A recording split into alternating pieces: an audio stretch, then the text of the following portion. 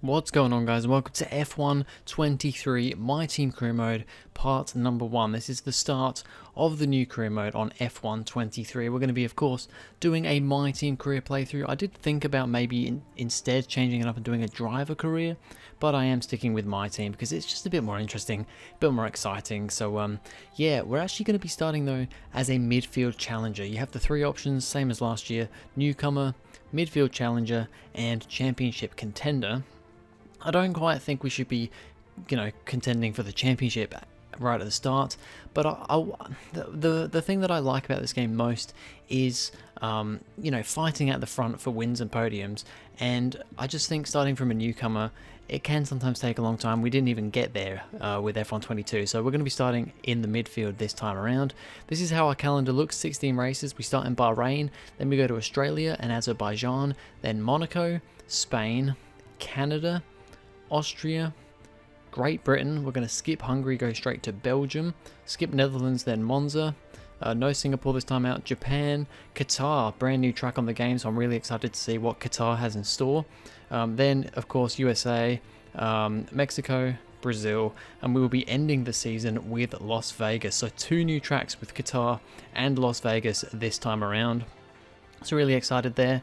And yeah, we're doing a 16 race season because just doing a 22 race season, even from the first season, it's just a lot. So I'd rather get through more seasons and, do less races. So yeah, I think 16 is a perfectly fine number. Now we get on to our sponsor. So we have our main sponsor to choose. We end up going with Atlantic, and it's basically the goal is to finish 6th or above in the Constructors' Championship. I think we should be able to do that with, having a car that should be fighting in the midfield. So I think that's a reasonable goal to set for ourselves, and it will give us a good payout if we do get that done. Next up is, of course, engine supplier.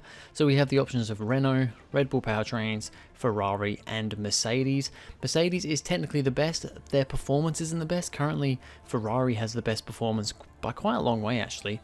Mercedes has good performance, but it is the most reliable by quite a long way. I was teetering. It was kind of between Red Bull and Mercedes for me, but in the end, I decided to go with Mercedes. I think we've got the money to go for it.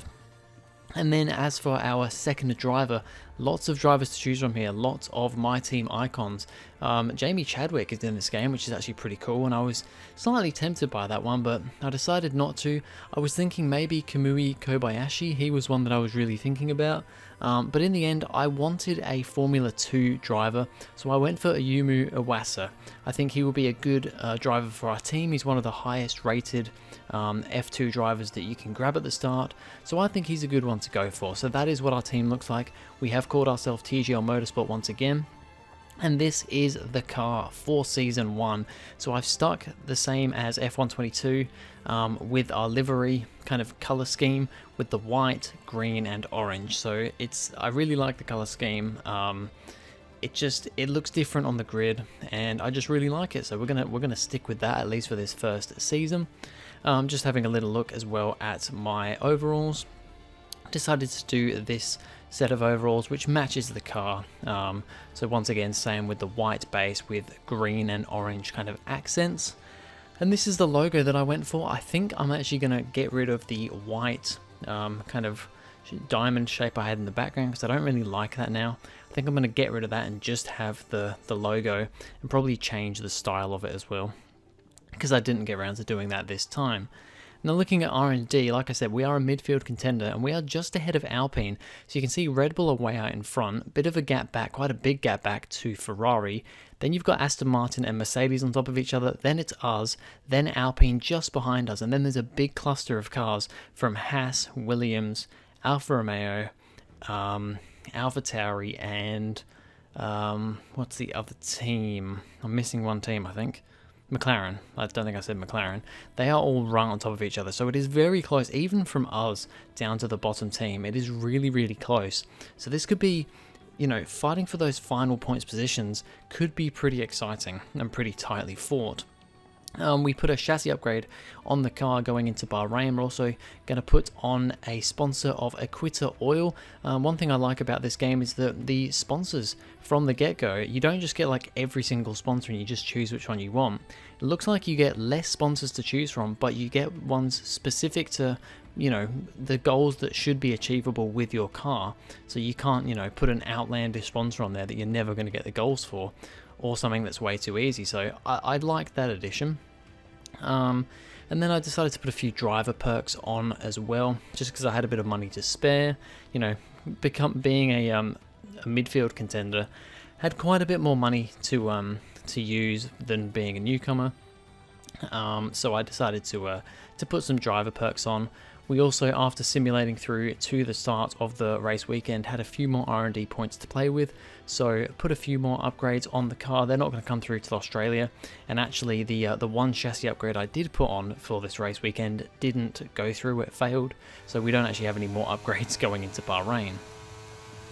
As we now head into qualifying, this is Q1 and my first proper time on the track. I did a little bit of running previously just to kind of get an idea of where I should put the difficulty, and also just to get used to the cars a bit, because the handling model is quite a bit different in this game. But I can already say, even after only a short amount of playtime, that the cars drive so much better. The handling is so much better than it was in F1 22.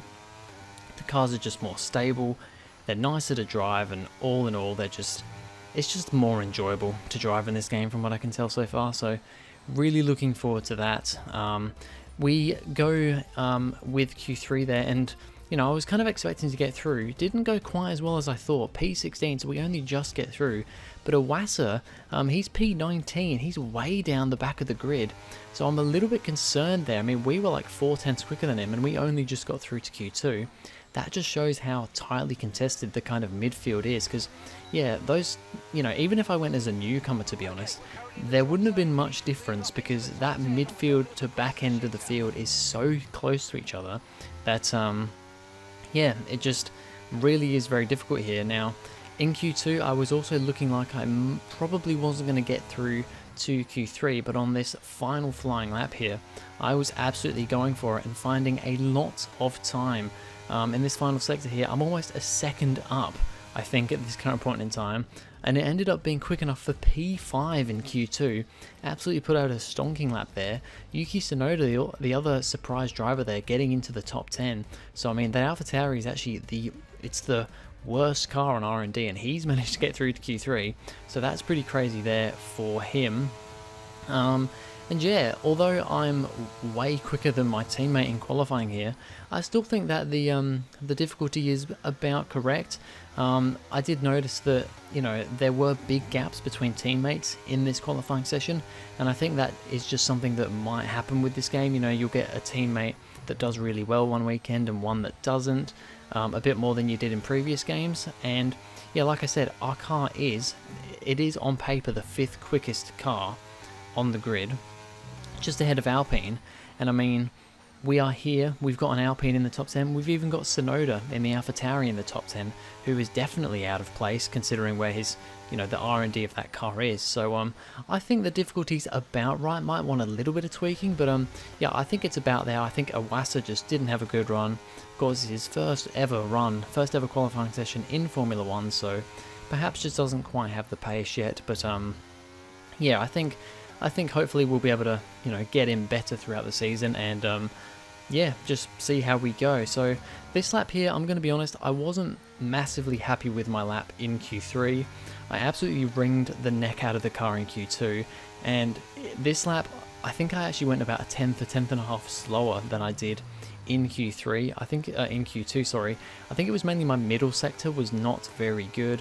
Final sector was decent, and in the end we cross the line, and it's about a tenth and a half slower than my Q2 time. It's good enough for P9, so we beat Tsunoda, not ahead of Gasly, and I mean, that just shows you the Alpine is technically behind us on R&D, and Gasly has qualified just ahead of us. So I think we're about where we should be at the moment for difficulty. Sergio Perez actually puts it on pole position for Red Bull. It's a Red Bull 1-2, of course. They're dominant here, just like in real life. But yeah, it's Perez, not Verstappen, on the front in the front spot. No more testing, so let's see how we go. No more practice. This is the real deal, and it's make or break here at round 1 of this year's Formula One World Championship. There's no shortage of passing opportunities around the 3.36 miles of the Bahrain International Circuit, with the best, of course, at turn 1, and then another soon after into turn 4. 15 corners here, 6 to the left and 9 to the right, and we could see 1 or 2 flat spots into that tight left-hander of turn 10. It's time to take a look at our starting grid for today's race. Sergio Perez will lead us away from pole position, and Max Verstappen lines up alongside. Considering the rest of the grid, we have Sainz, Russell, Leclerc, Fernando Alonso, Hamilton, Gasly, Davies, Tsunoda, Ocon, Stroll, Norris, Albon, Bottas, Oscar Piastri, Magnussen, Hulkenberg, Iwasa, Joe, De Vries, Joe. And now it's time to head down to the track. A new season then, a clean slate where anything could happen. Anthony Davidson is with me today as once again we get another year of Formula One underway. We're into those tense few minutes before the first race then. Everyone's a little bit nervous about reliability. They haven't been running in the hot, turbulent wake of other cars in practice, and they've not been pushing at 100% for long durations. Let's hope no one has to deal with any nasty surprises. Alright, so here we go for the first race in F1 23. It is the Bahrain Grand Prix for Season 1. It is 5 red lights out, and away we go. It is not the best start for us. It's a rocket ship of a start by Yuki Tsunoda. He has absolutely flown ahead of Leclerc as well. Leclerc's not had a good start. Gasly alongside us also didn't have a good start.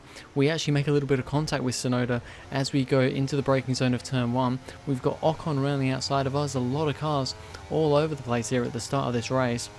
A few drivers not having good starts, a few drivers having really good starts, yeah, from what I've seen, drivers do seem to get it seems to happen quite a lot where AI don't get very good starts, so that makes things a bit more interesting, I think, definitely.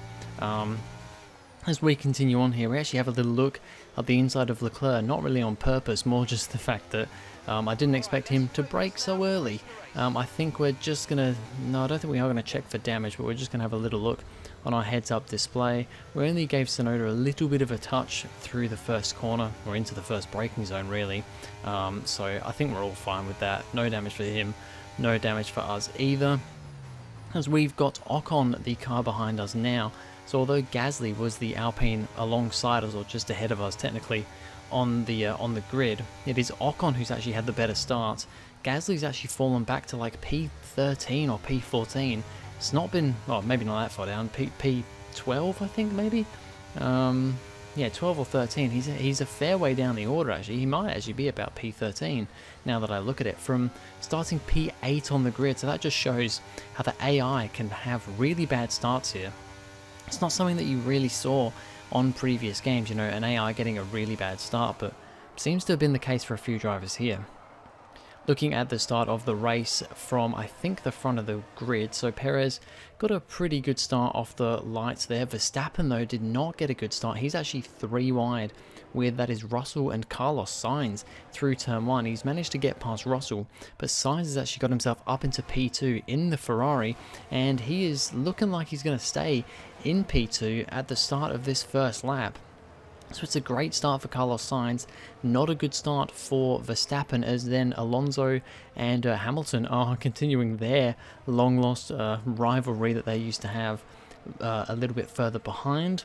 Onto lap 2 though, and Verstappen in that Red Bull is just way quicker than the Ferraris. With the straight line speed, he will soar up the inside of Sainz into turn 1. Sainz though is going to try and keep his car there. There's no DRS available just yet, but Verstappen will, I think, manage to get ahead and perhaps stay ahead. Yes, he will, and pretty much won't look back from that point.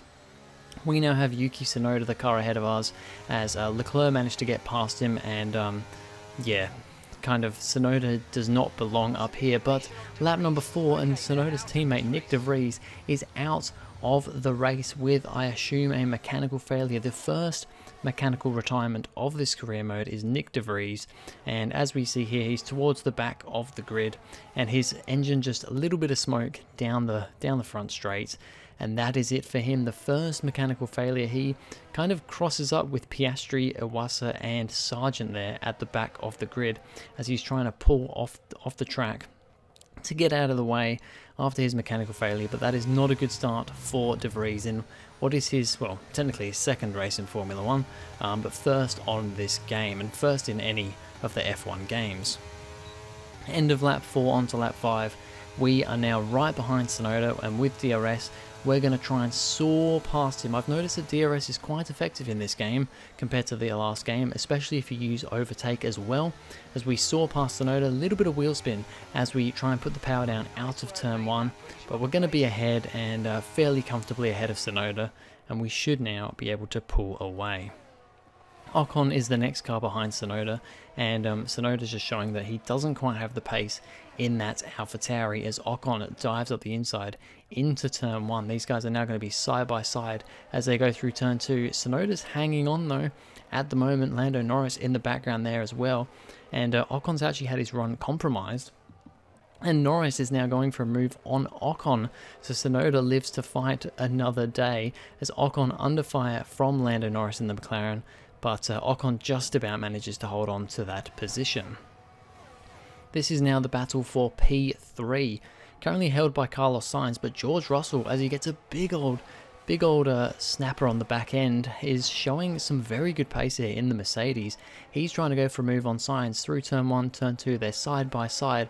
Russell really showing that he's got some good pace here, and he wants to put himself down as the lead driver at Mercedes. He didn't get him into turn 1, but going down the next DRS zone into the next corner, he's alongside Sainz and he is ahead of Sainz. So that is great work from George Russell.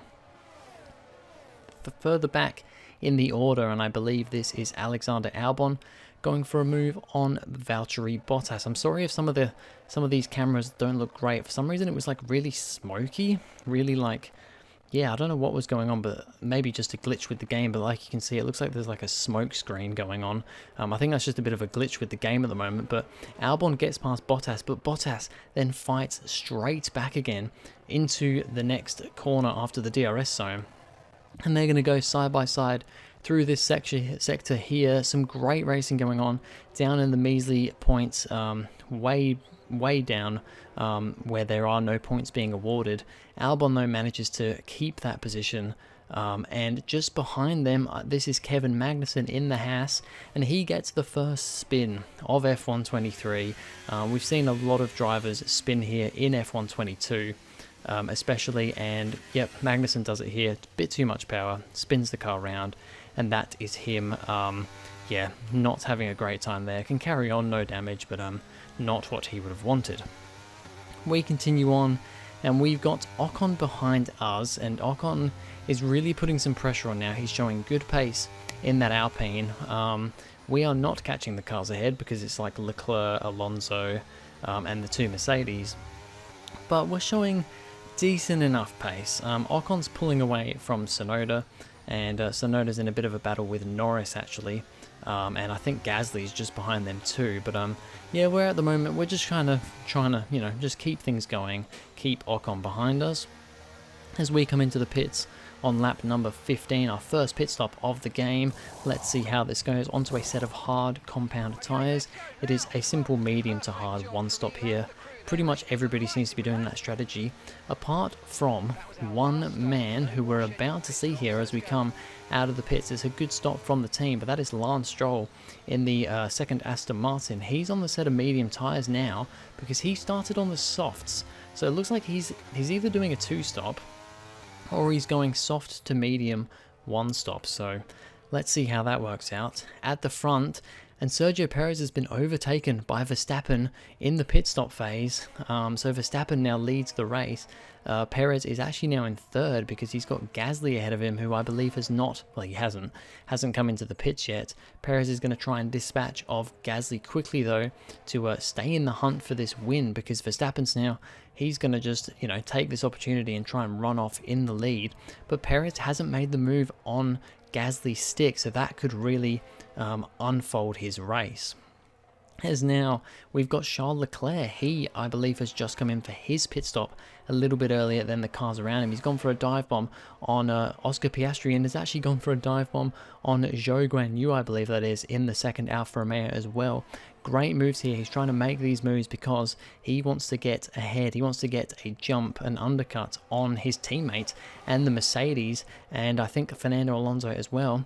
And you know what? That's just about going to work out for him, because as Carlos Sainz comes out of the pits, Leclerc's jumped him. He's jumped, I think, both Mercedes, and he's jumped Alonso. So Sainz has gone from being in like P7 to, I think, like P2, P3.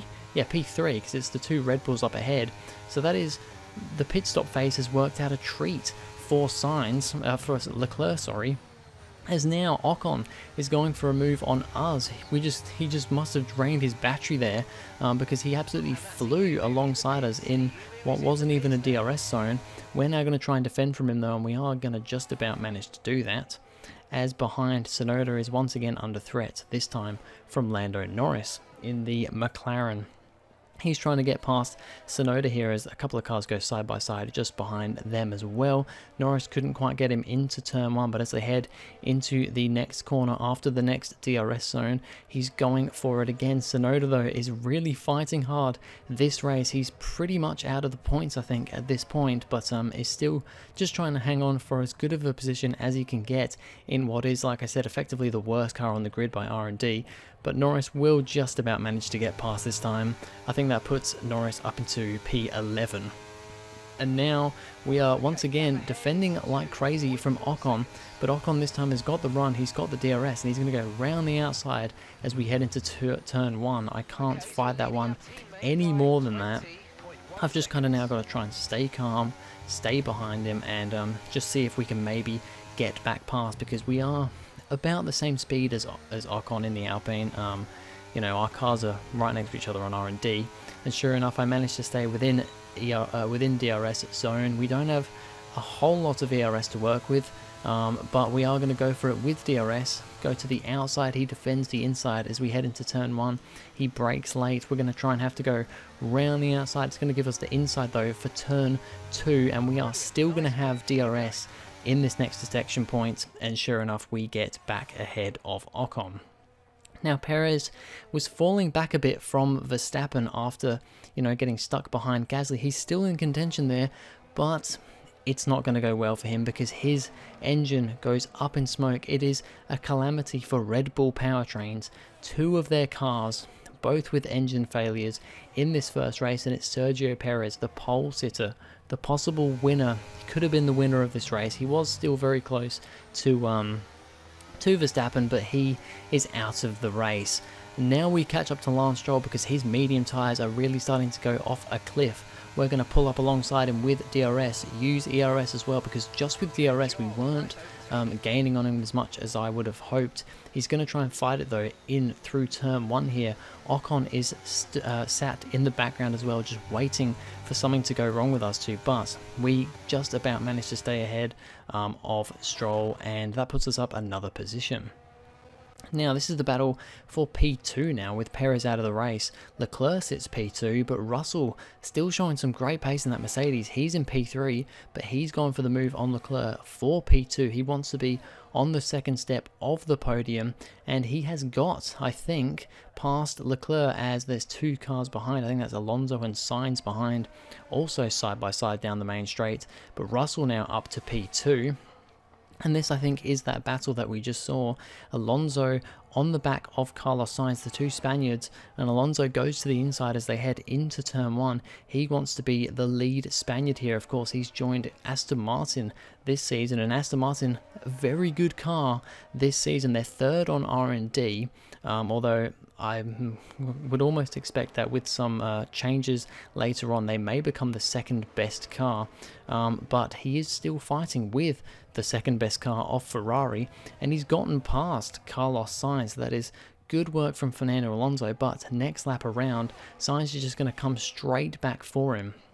He goes to the inside just like Alonso did, side by side through the first turn, through the second turn. Hamilton is there in the background just waiting to see if anything happens with these two, but they're just going to continue battling here because once again, out of the mist that these replay cameras are for some reason giving us, Alonso goes back for the move once again on what is, I think, the final lap of the Grand Prix. Alonso back up into 4th place, but Sainz has just about stayed close enough behind him here that he's going to once again off this DRS zone and into what I guess is technically turn 4. Sainz is going to go back for it again and get back past Alonso. So a great battle between the two Spaniards here, but it looks like Sainz is going to come out on top. And also just behind us on this last lap here, we just about managed to pull out a second gap on Stroll, and that has let Esteban Ocon get past Lance Stroll as well. The strategy for Stroll hasn't really worked. He's going to end up finishing this race, I think, in P9. It's going to be P9, isn't it? So not what Stroll would have wanted. However, it's better than where he qualified. He qualified, I think, like P12. So he's at least going to get a couple of points for this. We're going to finish P7 though in our first race, and I think that's a pretty decent run there. You know, with Perez retiring, I think P7 is a pretty good result. Good battle with Ocon and Stroll in that race in Sonoda. I think that was a decent first race. That's it then for another spectacular Grand Prix here in Bahrain, and a real champion's drive to take the win. Tell me, Ant, how do you think they were able to deliver such an incredible result today? I feel like consistency was probably the key today. There's being quick, and then there's being quick lap after lap after lap. If you can do that, you can capitalise on other people's errors without making many of your own. And that's an approach that can push you a long way up the field. Red Bull put up an outstanding fight for the front position today, and it's great to see it paid off for them. They do so much for the sport that you can't help but be delighted by today's race win. So there is our podium for our first race on F1 23. Max Verstappen takes the win, George Russell second place for Mercedes, and Charles Leclerc third for Ferrari. So 3 different constructors on the podium. That is always good to see. Wouldn't have been the case if, I don't think, if Perez didn't retire, but it is still cool, and I love these new animations we've got for the podiums. Really cool animations, awesome to see more animations, just more going on in these podium celebrations. Really cool stuff, and yeah, Verstappen getting onto a good start for this season. Like I said, we finished P7, but we had a race-long battle with Esteban Ocon. Really great battle with him. Quite the gap to Hamilton, the car ahead. De Vries and Perez, the 2 cars to not finish. Iwasa finishes P19, only beating Sargent out of the cars that finished, so not what I would have hoped from Iwasa. The car was showing way more pace than that, so yeah, definitely was expecting more from him, but hopefully in future races he'll build up his confidence and he will be right there with us by the end of the season. And Ferrari are actually leading the Constructors' Championship by 1 point to Red Bull. Then Mercedes, Aston Martin, we are sitting in 5th place with Alpine 6th, and then all the other teams behind on 0 points. But anyway, that is going to be it for this video, guys. Thank you very much for watching. If you enjoyed, please go ahead, like and subscribe, and I'll see you guys in the next video.